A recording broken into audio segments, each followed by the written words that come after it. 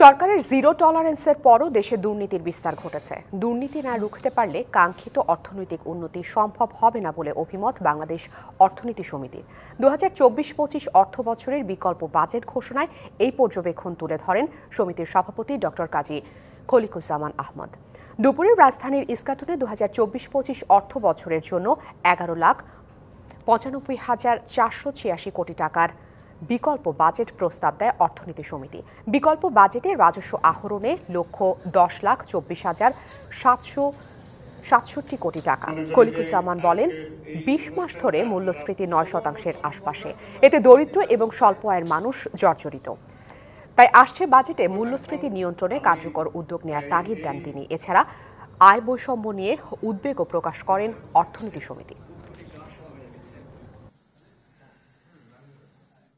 বছরের শুরু থেকে কার্যকর ও ধারাবাহিক বাজেট বাস্তবায়নের কথা অনেক দিন থেকে বলা হলেও এ পর্যন্ত কোনো অগ্রগতি হয়নি। বিভিন্ন মন্ত্রণালয় ও সংস্থার মধ্যে সমন্বয়ের এই দারুণ অভাবের কারণে প্রকল্প বাস্তবায়ন সহ সরকারের বিভিন্ন কাজে অনেক সময় ব্যাপক ঘাটতি ঘটে। এই পারস্পরিক অসহযোগিতার মনোভাব পরিহার করে সকল ক্ষেত্রে কার্যকর সমন্বয় প্রতিষ্ঠা করতে হবে।